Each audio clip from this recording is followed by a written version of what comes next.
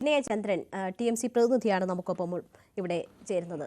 ശ്രീ വിനയചന്ദ്രൻ, TMCയെ UDFൽ എത്തിക്കുക എന്നതായിരുന്നു അൻവറിന്റെ ഉദ്ദേശം. TMCയെ പ്രതിനിധീകരിച്ചാണ് അൻവർ ഈ രാഷ്ട്രീയ മണ്ഡലത്തിൽ ഇപ്പോൾ ഇടപെട്ടുകൊണ്ടിരിക്കുന്നത്. ആ അൻവർ ഇന്ന് മാധ്യമങ്ങളോട് പറയുകയാണ് താൻ പണമില്ലാത്തവനാണ്, മത്സരിക്കാൻ കഴിയാത്തവനാണ് എന്ന്. അതിനുശേഷം മണിക്കൂറുകൾക്ക് അകം തന്നെ മറ്റൊരു നിലപാടുമായി മാധ്യമങ്ങളുടെ മുന്നിൽ എത്തുകയാണ്. എന്നെ വിളിക്കുന്നവർ അൻവർക്ക് മത്സരിക്കണമെന്ന് പറയുന്നു, 500ഉം 5000ഉം 2000ഉം ഒക്കെ ഓരോരുത്തർ തരാമെന്ന് പറയുന്നു, അതുകൊണ്ട് മത്സരിക്കാനുള്ള സാധ്യത തേടുമെന്ന് പറയുന്നു. തൃണമൂൽ ഇത്ര ഗതികെട്ട ഒരവസ്ഥയിലാണോ? നിങ്ങളുടെ നേതാവ് ഇങ്ങനെ പണം പിരിച്ച് മത്സരിക്കാനുള്ള സാധ്യത തേടുന്ന ഒരവസ്ഥയിലാണോ? അവിടെ അങ്ങ് പറഞ്ഞതുപോലെ ഒരു കത്രിക, അത് അദ്ദേഹത്തിൻ്റെ വാക്കുകൾ എടുത്തിട്ട് തന്നെയാണ് അങ്ങ് പറഞ്ഞത്, കത്രിക പൂട്ടിനകത്തായോ എന്നുള്ള ചോദ്യം. രണ്ട്, അങ്ങയുടെ ക്യാപ്ഷൻ ഇതോടുകൂടി ഇതെല്ലാം അവസാനിച്ചോ എന്നത്. എല്ലായ്പ്പോഴും ബഹുമാനത്തോടുകൂടി കാണുന്ന സണ്ണി സർ പറഞ്ഞ കാര്യം, എന്ത് വിലയാണ് അദ്ദേഹത്തിനുള്ളത് എന്ന ചോദ്യം. അങ്ങനെ ചോദിക്കുമ്പോൾ സാർ പ്രഗത്ഭനായ അങ്ങ് ചോദിക്കുമ്പോൾ അങ്ങനെ ചോദിക്കുമ്പോൾ അതെ അങ്ങനെ ചോദിക്കുമ്പോൾ അങ്ങനെ ചോദിക്കുമ്പോൾ കോൺഗ്രസിനുള്ളിലുണ്ടായ പടലപ്പിണക്കങ്ങളെല്ലാം നേരിൽ കണ്ട് നിരീക്ഷിച്ച, ലീഡറുടെ കാലം മുതൽ നിരീക്ഷിച്ച ഒരു മാധ്യമപ്രവർത്തകനാണ്, ഞങ്ങളുടെയൊക്കെ വഴികാട്ടിയായി നിന്നൊരു മാധ്യമപ്രവർത്തകൻ കൂടിയാണ് അങ്ങ് ഉദ്ദേശിച്ചത് എന്താണെന്ന് മനസ്സിലായി. പക്ഷെ അവിടെ ചോദിക്കുമ്പോൾ അങ്ങനെയുള്ളവർ, ഈ ബഹുമാന്യായ സോണിയാജിയെയും അന്ന് പട്ടേലിനെയൊക്കെ വിളിച്ച വാക്കുകൾ ഒക്കെ, ആ നേതാവ് ഇന്ന് എനിക്ക് സ്നേഹമുള്ളൊരു നേതാവ് തന്നെയാണ്. പക്ഷെ അതൊക്കെ നമ്മൾ പരിശോധിക്കേണ്ടതായി വരും. രാഷ്ട്രീയത്തിൽ സ്ഥിരമായ ശത്രുവും മിത്രവും ഇല്ല എന്നൊക്കെയുള്ളത് ഇങ്ങനെ മണിക്കൂറുകൾ മിനിറ്റ് വിട്ട് നിലപാട് മാറ്റുന്ന ഒരു നേതാവിനെ കേരളം കണ്ടിട്ടുണ്ടോ? ഇതുപോലെ വേറെ ആരെങ്കിലും ഉണ്ടോ? ഇല്ല, അങ്ങയുടെ ചോദ്യത്തിലേക്ക് വരാം. ഒന്ന്, എന്ത് നിലപാടാണ് ശ്രീ അൻവർ സാഹിബ് മാറ്റിയത് എന്ന് ഒന്ന് പറയണം. കാര്യം ഒരു പ്രത്യയശാസ്ത്രത്തിൽ നിന്ന് എന്ന് പറയാൻ കഴിയില്ല. ഒരു പ്രസ്ഥാനത്തിൽ നിന്ന്, ആ പ്രസ്ഥാനത്തിൻ്റെ ഇടപെടലുകളിൽ നിന്ന് അദ്ദേഹം ഇറങ്ങിത്തിരിക്കുമ്പോൾ അദ്ദേഹത്തെ വിളിച്ച നേതാക്കന്മാരുണ്ട്. അത് പ്രകാരം അദ്ദേഹം തിരുവനന്തപുരത്തേക്ക് വരുന്നു. ഇത് അങ്ങയോട് പറയാൻ എനിക്ക് ധൈര്യമായി പറയാം. തിരുവനന്തപുരത്തേക്ക് വന്നപ്പോൾ കൂടെ വന്നത് സജീവ് മഞ്ഞക്കടമ്പിലാണ്. ഞാൻ തിരുവനന്തപുരത്തുണ്ടോ, വിനയചന്ദ്രൻ തിരുവനന്തപുരത്തുണ്ടെങ്കിൽ ഇങ്ങോട്ട് പോരെ എന്ന് പറഞ്ഞിട്ട് മാസം 1.5 അപ്പോൾ ഇവിടെ വന്നിട്ടുണ്ട് എന്നുള്ളത് ഉറപ്പാണ്. ബഹുമാന്യനായ പ്രതിപക്ഷ നേതാവിനെ കണ്ടിട്ടുണ്ട് എന്നുള്ളത് ഉറപ്പാണ്. ഇനി അദ്ദേഹം ഈ സ്ഥാനാർത്ഥി നിർണയത്തിനൊക്കെ ശേഷം പറഞ്ഞതെന്താണ്? അൻവർ തീരുമാനിക്കട്ടെ എന്ന്, അല്ലേ? അപ്പോൾ UDFുമായി ചേരാൻ അവിടെ അത് ക്ലിയർ ചെയ്യാനുണ്ട്. അദ്ദേഹം അപ്പോൾ UDFിൻ്റെ ഭാഗമോ ഇവർ പറയും പോലെ അസോസിയേറ്റ് അംഗമോ ഒന്നുമല്ലല്ലോ. അദ്ദേഹം നിൽക്കുന്ന തൃണമൂലിലാണ്. പശ്ചിമ ബംഗാളിൽ എങ്ങനെയാണെന്നും അങ്ങേക്കറിയാമല്ലോ. അപ്പോൾ അങ്ങനെ ചോദിക്കുമ്പോൾ അങ്ങനെ നിൽക്കുന്ന ഒരാൾക്ക് എന്ത് വേണമെങ്കിലും പറയാം. അതാണ് പറഞ്ഞത്. അങ്ങനെയാണെങ്കിൽ തിരുത്തട്ടെ എന്ന് പറയുന്നു. ഇവിടെ അദ്ദേഹം പറയുന്നു, ഇവിടെ അങ്ങ് അത് സൂചിപ്പിക്കുകയും ചെയ്തു, നിലമ്പൂരിൽ അല്ലെ ബഹുമാന്യനായ പ്രതിപക്ഷ നേതാവിനോടൊപ്പം നിന്ന് ഇത് നടത്തരുത്. നമ്മളെപ്പോഴും അദ്ദേഹം പറയുന്ന, ബഹുമാന്യനായ പ്രതിപക്ഷ നേതാവ് പറയുന്ന, എപ്പോഴും പറയുന്നൊരു വാക്കുണ്ട്. എന്താണ്? ഇവിടെ കേരളത്തിലെ മുഖ്യമന്ത്രിക്ക് ധാർഷ്ട്ര്യമാണ്, അദ്ദേഹം ഇറങ്ങിത്തിരിക്കുന്നിടത്തൊക്കെ ധാർഷ്ട്ര്യമാണ് എന്ന് പറയുന്നു. അദ്ദേഹം ഒന്നുമില്ലെങ്കിലും 2 പ്രാവശ്യം കേരളത്തിലെ മുഖ്യമന്ത്രി ആയിരുന്ന ആളാണ്.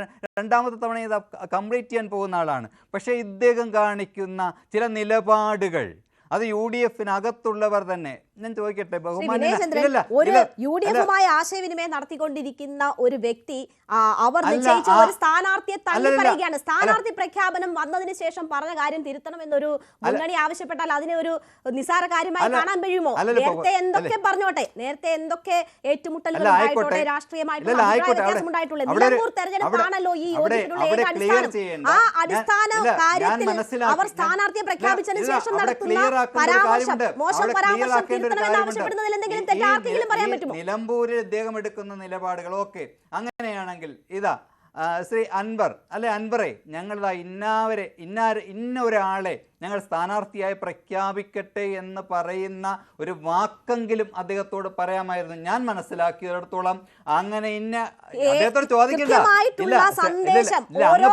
അദ്ദേഹത്തോട് ചോദിക്കണ്ട. അങ്ങ് പറയുന്നത് എന്താണ്? ഇദ്ദേഹത്തെ ഇതാ സഹകാരിയാക്കി, ഇതാ UDF-ന്റെ സഹകാരിയാക്കാൻ പോവുകയാണ് എന്ന് പറഞ്ഞു. ഇതാ നാളെ പ്രഖ്യാപിക്കുന്ന, ഇതാ പണ്ടൊരു സിനിമയിൽ ഇതാ തേങ്ങ അടിക്കാൻ അവസാനം വിനയചന്ദ്രൻ, ഇത് താങ്കൾ പറയുന്ന കാര്യം അൻവർ തന്നെ കഴിഞ്ഞ ദിവസങ്ങളിൽ നമ്മളോട് പറഞ്ഞില്ല, ഒരു ഉപാധിയുമില്ല, ഒരു ഉപാധിയും ഉണ്ടായിരുന്നില്ല എന്നതാണ്. ആ അൻവർ തന്നെ ഇന്ന് കാര്യങ്ങൾ മാധ്യമങ്ങളോട് വിശദീകരിക്കുമ്പോൾ എന്താണ് അദ്ദേഹം നടത്തിയ വിലപേശൽ എന്നത് വ്യക്തമാവുകയല്ലേ? അപ്പോൾ എന്തായിരുന്നു അൻവർ ലക്ഷ്യം വെച്ചത്? അങ്ങയോട് ഒരു കാര്യം, ബഹുമാന്യനായ ET അല്ലെ, വളരെയധികം പ്രഗത്ഭനായ ആ MP ആയി ഇപ്പോൾ MP ആയിരിക്കുന്ന ഇവിടുത്തെ മന്ത്രിയും നിരവധി തവണ MP-യുമായ ശ്രീ ET മുഹമ്മദ് ബഷീർ അദ്ദേഹം പറഞ്ഞിട്ടുണ്ട്, UDF-ൽ തീരുമാനമെടുത്ത് ആ തീരുമാനം ഇദ്ദേഹത്തെ അറിയിക്കാൻ പ്രതിപക്ഷ നേതാവിനെ ഏൽപ്പിച്ചതാണ് എന്ന് പറയുമ്പോൾ അങ്ങ് അത് അവിശ്വസിക്കണമോ എന്ന് അങ്ങ് പറയണം. അപ്പോൾ അങ്ങനെ ഒരു തീരുമാനമെടുത്തിട്ട് എന്തുകൊണ്ട് ഈ നിലമ്പൂർ ഇലക്ഷൻ പ്രഖ്യാപിക്കുന്നത് വരെയും അദ്ദേഹം അത് പറഞ്ഞില്ല? ആ സ്ഥാനാർത്ഥി നിർണയത്തിന് ശേഷം എന്താണ് ഈ ഘടകകക്ഷികളെല്ലാം പിന്നെ ഒന്നും മിണ്ടില്ല. നേരത്തെയാണ് പ്രഖ്യാപനം നടത്തുന്നെങ്കിൽ അവരുടെയൊക്കെ സപ്പോർട്ട് കിട്ടിയേനെ. ഇനി എന്താണ്? ഇനി പ്രഖ്യാപനം ഉണ്ടായാൽ കാര്യം എല്ലാവരും മിണ്ടാതിരിക്കുകയാണ്. അതിന് പ്രതിപക്ഷ നേതാവ് പറഞ്ഞതാണ് ശരിയെന്ന് ബഹുമാന്യനായ ചെന്നിത്തലാജിയും അതുപോലെ തന്നെ ശ്രീ KS ഒക്കെ പറയുന്നത് അതുകൊണ്ടാണ്. കാര്യം ഇനി അവർ സ്ഥാനാർത്ഥി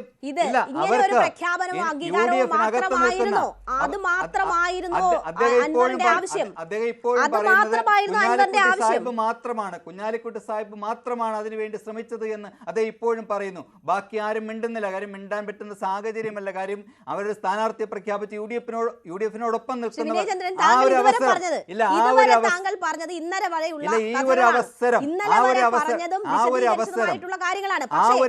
പ്രതിപക്ഷ നേതാവ് നോക്കിയിരുന്നു എന്നുള്ളതിന് യാതൊരു സംശയമില്ല. ഇന്ന് അൻവർ പറഞ്ഞത് എന്താണ്? ഏതൊക്കെ തരത്തിലുള്ള വിലപേശലുകൾ അദ്ദേഹം ഈ UDF നേതൃത്വവുമായി നടത്തിയിട്ടുണ്ട് എന്നതാണ് പറയുന്നത്. അദ്ദേഹത്തിന് മത്സരിച്ച് ജയിക്കാൻ കഴിയുന്ന ഒരു സീറ്റ് വേണം. ആ ആവശ്യം മുന്നണിക്ക് മുന്നിൽ വെച്ചിട്ടുണ്ട്. അത് ആര് കോംപ്രമൈസ് ചെയ്യും എന്ന തരത്തിൽ ചർച്ചകൾ നടന്നു. ലീഗ് തരേണ്ടതില്ല, കോൺഗ്രസ് ആണ് തരേണ്ടത്. തന്റെ ജയിച്ച സീറ്റാണ് കൊടുത്തത്, അപ്പോൾ കോൺഗ്രസ് ആണ് വിട്ടുവീഴ്ച ചെയ്യേണ്ടതെന്ന് പറയുകയാണ്. മാത്രവുമല്ല തോക്കുന്ന ഒരുപാട് സീറ്റ് ഉണ്ടല്ലോ, അപ്പോൾ അതെല്ലാം താൻ ജയിപ്പിച്ചെടുക്കാമെന്ന് പറയുകയാണ്. അങ്ങനെയൊക്കെയുള്ള ഒരു വിലപേശലിനുള്ള എന്ത് യോഗ്യത അല്ലെങ്കിൽ അടിസ്ഥാനം അൻവറിനെ സംബന്ധിച്ചുണ്ട് എന്ന് സംശയം തോന്നുന്നില്ല ആർക്കായാലും. അദ്ദേഹത്തിന്റെ മുന്നിലേക്ക് അദ്ദേഹത്തിന് മത്സരിക്കാനുള്ള ആ സീറ്റോ അല്ലെങ്കിൽ അദ്ദേഹത്തിന് മത്സരിക്കാനുള്ള സീറ്റ് ഇന്നതാണെന്ന് പറയുകയോ അല്ലെങ്കിൽ അദ്ദേഹത്തെ മത്സരിപ്പിക്കാം എന്ന ഉറപ്പ് അവസാനവും പറഞ്ഞിട്ടുണ്ടെന്ന് തന്നെയാണ് ഞാൻ മനസ്സിലാക്കുന്നത്. പക്ഷേ അതിലും അദ്ദേഹം വഴങ്ങിയില്ല എന്നുള്ളത് തന്നെയാണ് ഞാൻ മനസ്സിലാക്കുന്നത്. എന്ന് വെച്ചാൽ അൻവർ ആഗ്രഹിച്ച സീറ്റ് കൊടുക്കാമെന്ന് പറഞ്ഞിരുന്നോ? ഇല്ല, ഇപ്പോൾ നിലവിൽ UDF-ന്റെ ഈ സ്ഥാനാർത്ഥി മത്സരിക്കുന്ന നിലവിലേത് സീറ്റാണ്? അങ്ങനെ UDF-ന്റെ കക്ഷി ചേർത്താൽ തന്നെ നിലവിൽ അദ്ദേഹമുള്ള സിറ്റിംഗ് സീറ്റാണല്ലോ അദ്ദേഹത്തിൻ്റെ. അങ്ങനെയാണെങ്കിൽ കണക്കാക്കിയാൽ UDF അങ്ങനെയാണ് പറയുന്നതെങ്കിൽ അത് അദ്ദേഹം വിട്ടുകൊടുത്തു എന്നതുപോലെയല്ലേ? അങ്ങനെ UDF-ന്റെ ഭാഗമായി തീരുകയാണെങ്കിൽ അവിടെ എന്താണ് മറുപടി പറയുക? അതാണ് അദ്ദേഹം ചോദിച്ചത്. അദ്ദേഹം നിലപാടുകൾ മാറ്റി പറയുന്നതല്ല. കാര്യം തുടക്കം മുതൽ പിഴച്ചു. അങ്ങ് പറയുന്നത് പോലെയല്ല. തിരുവനന്തപുരത്ത് വന്ന് കണ്ടതിന് ശേഷം UDF കൂടിയതിന് ശേഷം അദ്ദേഹത്തെ ആയിക്കൊള്ളട്ടെ, സഹകാരിയായി പ്രഖ്യാപിക്കാമായിരുന്നല്ലോ. ബഹുമാന്യനായ പ്രതിപക്ഷ നേതാവിന് അദ്ദേഹത്തെ സഹകാരിയാക്കി നിർത്താമെന്ന പ്രഖ്യാപനം എന്തുകൊണ്ടുണ്ടായില്ല? ഉടയ്ക്കാം തേങ്ങ അവസാനം ആരെങ്കിലും പിടിച്ചാൽ തേങ്ങ അടയ്ക്കേണ്ട അവസ്ഥയിലാണോ? അങ്ങനെയാണോ UDF സംവിധാനം? അല്ലല്ലോ, അദ്ദേഹം പ്രഖ്യാപിച്ചില്ല. ഇപ്പോൾ UDF-നകത്തുള്ള പലരും സംസാരിക്കുന്നുണ്ട്. പക്ഷേ ഈ സാഹചര്യത്തിൽ, ഇനി തുച്ഛമായ ദിവസം മാത്രമുള്ള സാഹചര്യത്തിൽ അവരത് പുറത്തു പറയില്ല. പുറത്തു പറയുന്നത് ഒരു പക്ഷേ ബലപ്പെട്ട മുന്നണി എന്നുള്ള നിലയിൽ കുഞ്ഞാലിക്കുട്ടി സാഹിബ് മാത്രമായിരിക്കാം ഇടപെട്ടതുള്ളത് എന്ന് തന്നെയാണ് ഞാൻ മനസ്സിലാക്കുന്നത്. ശ്രീ വിനയചന്ദ്രൻ, എന്തായാലും അൻവർ വിചാരിച്ചതൊന്നും നടന്നില്ല. യാതൊരു വിലപേശലും നടന്നിട്ടില്ല. അസോസിയേറ്റ് മെമ്പറായിട്ടെങ്കിലും തുടരാമെന്ന് കരുതി, അതും നടന്നില്ല. ഒരു തരത്തിലും അടുപ്പിക്കേണ്ട, ഈ പറയുന്ന കാര്യങ്ങൾ അനുസരിക്കാതെ എന്നൊരു തീരുമാനം UDF എടുത്തിരിക്കുകയാണ്. അപ്പോൾ ഇനി എന്താണ് വഴി? TMCക്ക് മുന്നിലുള്ള വഴി എന്താണ്? അൻവർ പറഞ്ഞത് ഇങ്ങനെ മാറ്റി പറഞ്ഞ് ഉള്ള വില പോലും ഇല്ലാണ്ടായിരിക്കുകയാണ് ഈ കേരള രാഷ്ട്രീയവുമായി ബന്ധപ്പെട്ട് അൻവർ എന്ന വ്യക്തിക്ക്. TMC ഇതിനെ എങ്ങനെ നേരിടാനാണ് ഉദ്ദേശിക്കുന്നത്? നിലമ്പൂരിലെ പൾസ് അറിയാവുന്ന തൃണമൂൽ എന്ന വാക്കിന് തന്നെ സാധാരണക്കാരുടെ അല്ലെങ്കിൽ ഇടത്തട്ടുകാരുടെ അല്ലെങ്കിൽ അടിത്തട്ടുകാരുടെ എന്നുള്ള പദത്തിലാണ് ബംഗാളിൽ അത് ഉപയോഗിക്കുന്നത്. ഇവിടെയും സാധാരണക്കാർക്ക് വേണ്ടി അദ്ദേഹം സംസാരിച്ചിട്ടുണ്ട് എന്നുള്ളത് തന്നെയാണ് ഞാൻ മനസ്സിലാക്കുന്നത്. ഞങ്ങളുടെയൊക്കെ വികാരം അദ്ദേഹം മത്സരിക്കണമെന്ന് തന്നെയാണ്. നിലമ്പൂരിൻ്റെ പൾസ് അറിയാവുന്നുള്ള ഇപ്പോൾ സണ്ണിക്കുട്ടി സാർ പറഞ്ഞല്ലോ, എത്ര വോട്ട് കിട്ടുമെന്ന് അറിയാമല്ലോ, അറിയട്ടെ. അറിയാൻ വേണ്ടി ഞങ്ങളുടെയൊക്കെ ആഗ്രഹം അദ്ദേഹം മത്സരിക്കണം എന്ന് തന്നെയാണ്. അതിന് യാതൊരു സംശയവുമില്ല. Shri V R Anoop,